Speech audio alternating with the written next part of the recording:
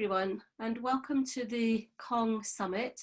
Thank you for joining us for this session today. I'm Jackie Legater, and I'm Head of Integration at Department of Work and Pensions in the UK. Dean? Hi, I'm Dean Clark. I'm Technical Lead for Integration Team at DWP Digital, responsible for the coming together of architecture and engineering to drive forward the API and platform thereof within the department. Thanks, Dean. So we're going to talk to you today a little bit about how we've used APIs in our COVID response at the Department of Work and Pensions. But let's kick off with a bit of who are DWP? What do we do? So we're the UK's largest public service department, providing support to over 20 million citizens. We provide support to children in low income and separated families, working age citizens who are unable to work through disability, ill health or unemployment, and also to retired citizens who have reached state pension age and working age citizens who are planning for pension, and also supporting families who have had a bereavement. The scale of what we do touches every single UK citizen household, and we issue in the region of 800 million to £1 billion of payments every single day. That's about 23 to 24% of GDPR. We have around 100,000 staff based in offices across the UK who administer those services on behalf of the UK citizens. So the impact of the lockdown for us, it was probably the biggest crisis that the country had faced since the Second World War. When we went into lockdown in March, our citizens became increasingly dependent on us, and there was an unprecedented demand for our services. You will recall the scenes on the news around the NHS and the PPE equipment and the great need for that equipment, the rows of ambulances outside the hospitals, the coordination of sanitising streets and taking traffic, everybody being in lockdown at home, so the roads all of a sudden emptied. And what that meant was immediately almost 3 million citizens made new claims to the Department of Work and Pensions for financial help. So that was people who had either lost their jobs through ill health, had suffered a bereavement, or had been made redundant. So despite a really effective furlough scheme that was put in place by our sister organisation in HMRC, there were 3 million citizens that were impacted significantly. Some of our initial processes for supporting those 3 million citizens relied on manual processes and face-to-face contact. We had, at the same time as the rest of the country were going into lockdown, the civil service was in lockdown as well. So DWP lost over 50% of our operations staff due to staff self-isolating with no remote working capability. We did still have a small number of staff going into offices trying to keep frontline open for emergencies, but it was a very small number. Across government, there was a significant rise in the demand for access to our data to support wider government initiatives. So we're going to have a look at what our immediate response to the COVID lockdown was in DWP. So we immediately redeployed over 10,000 staff to frontline operations work. We delivered over 30,000 laptops to enable staff to work from home. Obviously that put a strain on our network and VPN, so we strengthened that. We stood up a joint task force in digital to accelerate IT changes to enable the remote working and particularly process automation. We delivered hundreds of IT changes within the first few months of lockdown, including deploying 2 brand new online citizen services. We also provided the National Contact Centre that was the hub of providing advice for citizens on tracing and securing additional help during lockdown. We set up a virtual processing centre with 25,000 agents processing claims based at home. And we did, in the first 3 months, 37 new API deployments and changes to support that process automation. We also did multiple infrastructure changes to cope with the increased demand.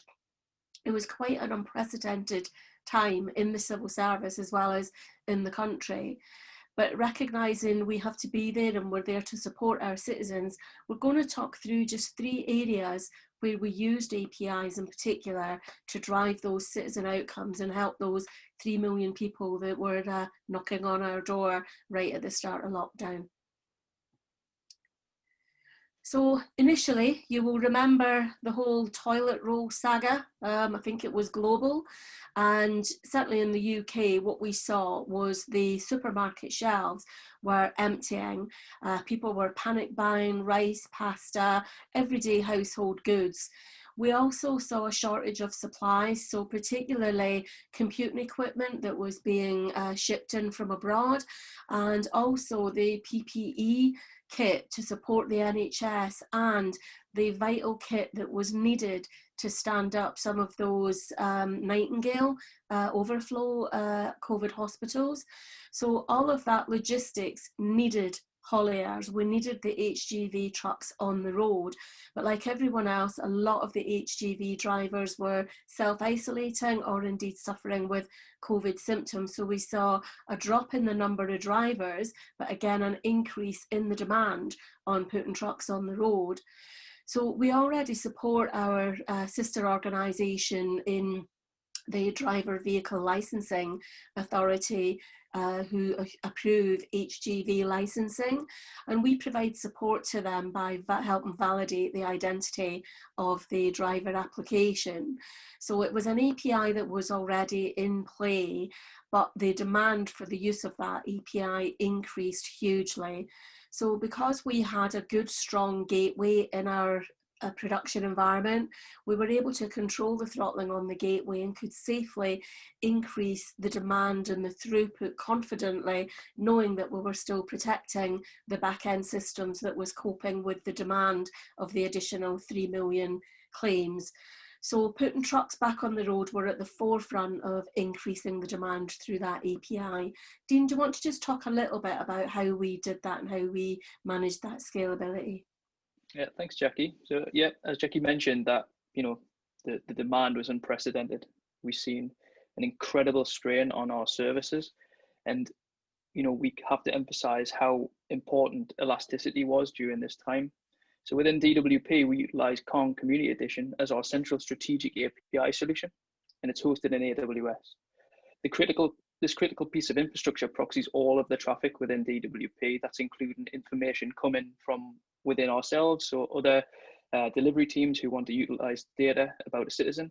Also, as Jackie mentioned, how we export that data outside of our government department to help others within this crisis. So obviously, given the criticality of the infrastructure, the elasticity thereof was paramount. So during the demand, if we look at some of the metrics which I've shared on the screen, as a total number of 200 OK responses on the gateway, we saw a daily increase from 4.5 million requests to more than 6, even with a peak of 7.5. Weekly demand had risen from 25 million calls across our services to 35 million, with a peak of 40. And monthly requests were staggeringly increased from 100 million to over 140, maintaining a peak of 160 for a significant amount of time. So during this, we performed multiple performance testing and ensuring that the instances of Kong that we were running in AWS could handle the traffic that was being thrown at them, to which we managed to run a bare minimum infrastructure of 2 nodes to support all of that traffic throughout, just proving how strong and competent the gateway was. That was obviously backed up by EC2 and Postgres database and RDBS. And as I mentioned there, both instances were running at an optimal performance. And as the metrics suggested, we didn't anticipate any scaling thresholds being met as a result of that. Thanks for that, Dean.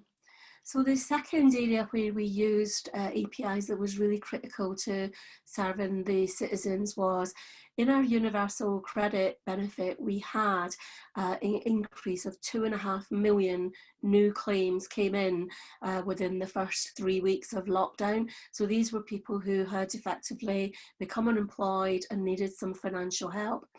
Now, those claims are traditionally made online, but despite them all sat in a backlog in a computer system somewhere, we didn't lose sight of these are real people with a real impact, and 3 million people not being paid has not only an impact on those 3 million households, but also on the economy itself at large as well. So our normal processes would have been either through face-to-face contact or telephone calls, just to validate the circumstances, validate the citizen and the identity, and then progress them through the claims process. Of course, having people in face-to-face, 3 million people calling into offices, was a non-starter during lockdown. And then moving forward from that, we tried telephony, but every telephone call obviously took a long time. People were sat in telephone queues for a long time to get through to us.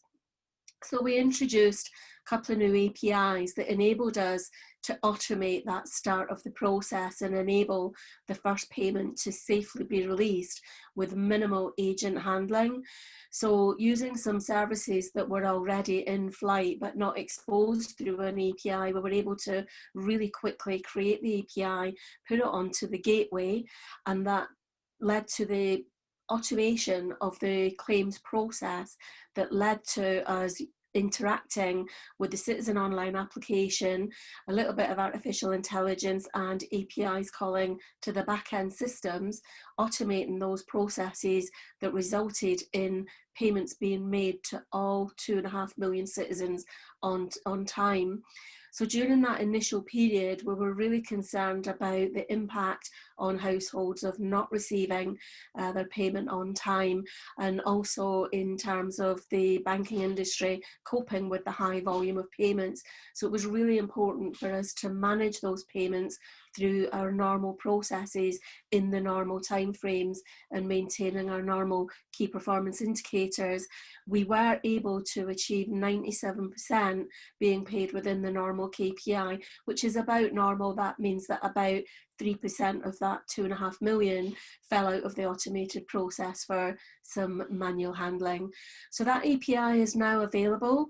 It didn't only support the surge of the 2.5 million new claims, it has remained in place and has continued to support further impacts in the unemployment space. And it's also there now being used by other functional areas and is there for reuse as we transform some of those other business lines as well. So Dean, do you want to just talk a little bit about how the infrastructure supported that? Yeah, brilliant. Thank you. So reuse is really important to us. We want to ensure that teams do not have to do the same thing over and over and over again. If we have something available, we should be making that available to everybody. So the way that we've set up the infrastructure within DWP is that we have a hub and spoke approach, whereby we are the central gateway, but we onboard our consumers and producers through technology such as AWS Private Link or Transit Gateway, to really simplify the architecture, to make it easy to engage with other teams who may well be developing in different data centers.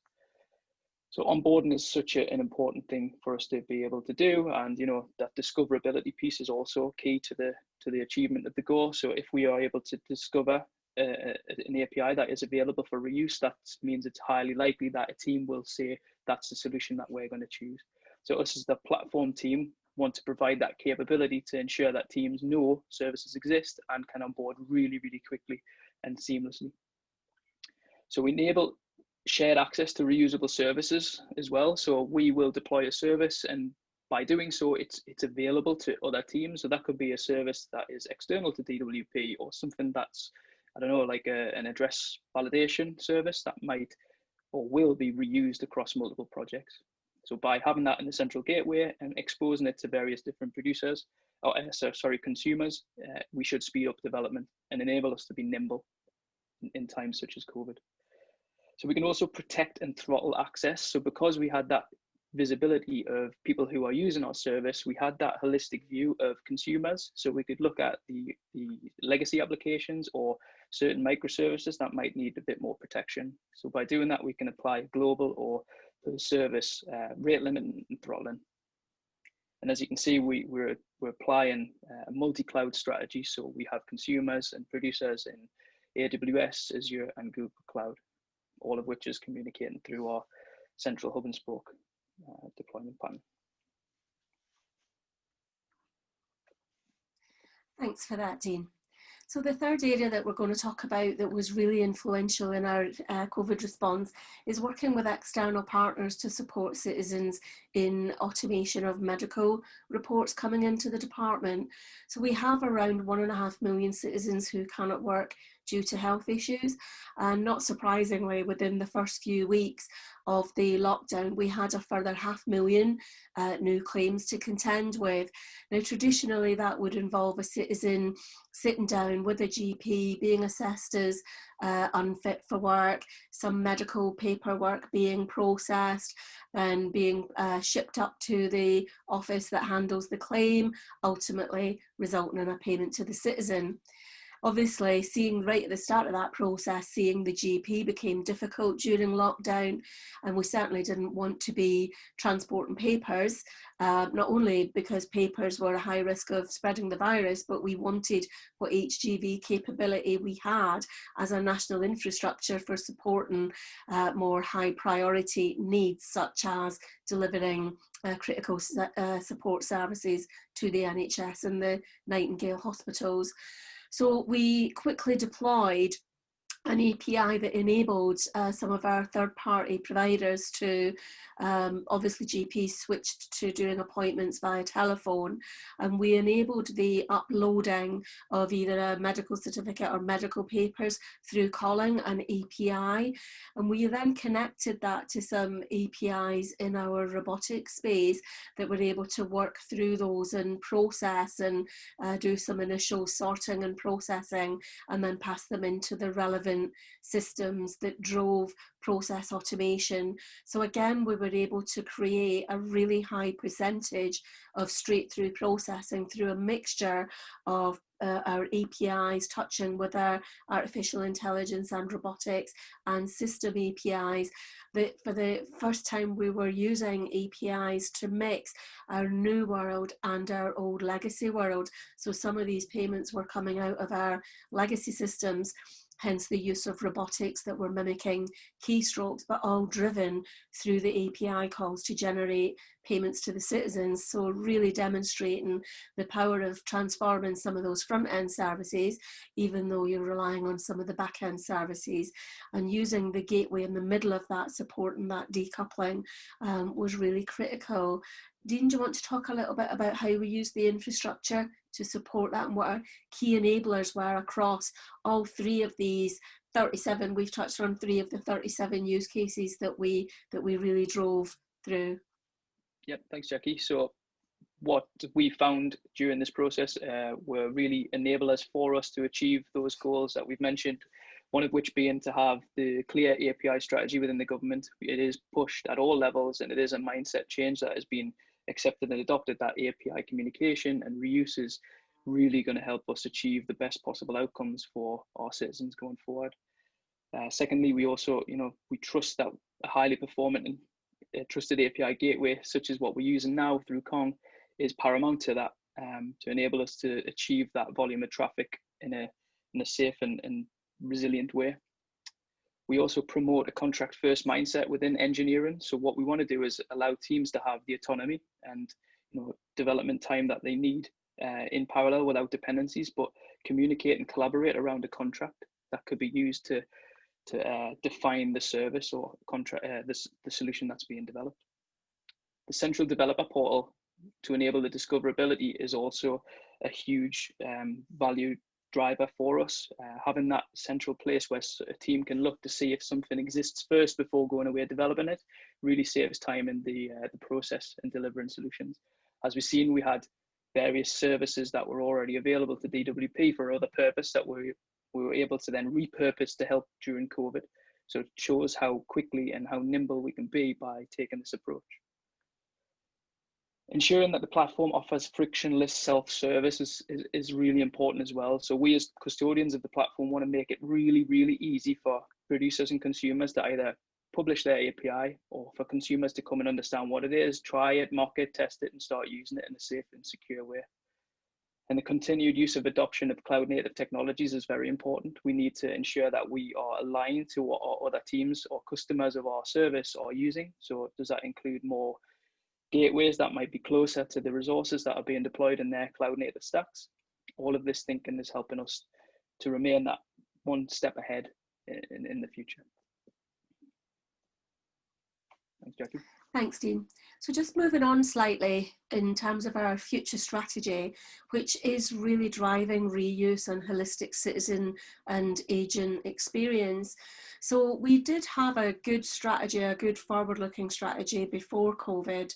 And what COVID has made us do is think about that strategy and how we can accelerate it, because what we proved during those first few months of lockdown is actually we can run agile teams remotely. We can deliver great things when we work together, not only across DWP, but cross-government and with some of our third-party partners. And having the strength to do that during those really, really challenging times made us think about how we can accelerate our strategy and really drive that reuse and holistic citizen experience. So one of the things that we're thinking about currently is our citizen journeys are very product line based. And one of the challenges that we faced during COVID was when citizens got in touch with us, they may be claiming universal credit. They may also have a need to interact with some of our family-based services if there's an absent parent or family on low income.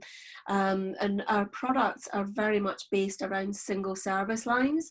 So they would need to interact perhaps with 2 or 3 different functional lines depending on their needs. And what came to really, we understand our citizens is they have complex needs, and often they have needs to interact with more than one service at a time. So moving to a more holistic citizen-based experience and also a more holistic agent-based experience. Again, our service delivery arm is very much organised around functional product or policy product lines. So you administer state pensions, or you administer carers allowance, or you administer a bereavement service. And really the technology that underpins all of those service lines are very, very different. They look and feel different to our agents and to our citizens.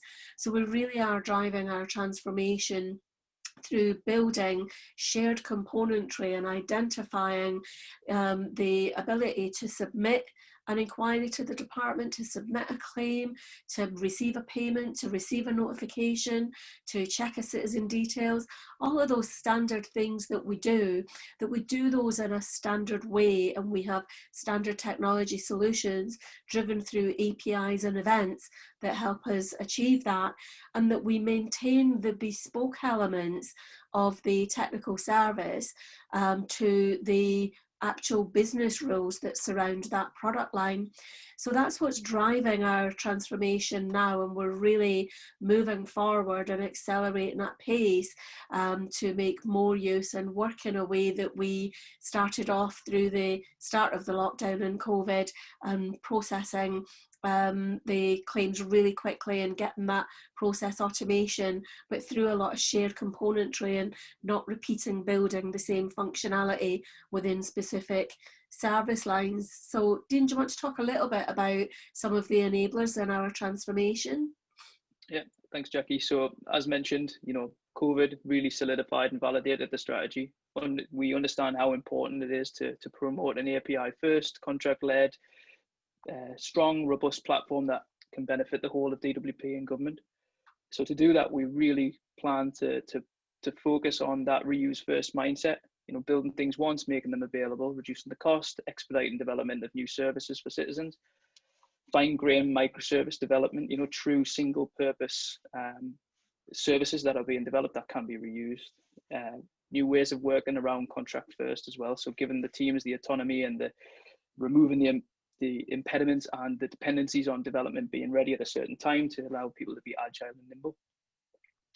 We're also looking at true self-service, and what does that mean? So continued use of our platform. We're getting really good, strong feedback from consumers and providers that's shaping our thinking for what the next steps might be in order to achieve that. So looking at, how can we accelerate the various journeys within the life cycle, removing completely, if possible, the bottleneck that we as a delivery of the platform might give other teams. So looking at us to say, how can we just allow you to press a button to automate anything that you do on the platform in a safe and secure way? Allow you to try out functionality, allow you to generate API keys and other credentials that you might need. And looking deeper into that is like, how do we automate the process? Can we apply good CI/CD practice at the engineering, at the team level, so that we can automatically deploy contracts or configuration to a gateway to allow us to basically stand up and start using the service at speed? So looking at distributing more responsibility, and does that mean from a gateway perspective as well, moving from that central management approach and having some kind of federation closer to the cloud native stacks, as we mentioned before. And then looking at intelligent monitoring and alerting. So we want to get to that proactive state whereby we can have the technology show us or demonstrate to us that something might be happening that we need to be aware of. So how can we use machine learning and, you know, all of the good things that come with these new technologies to say, actually, let's detect ahead of time if something's happening or something strange is being seen in a certain service line. Thanks, Jackie. So thanks very much for listening, everyone. I hope you found that insightful, and we are now open for any questions.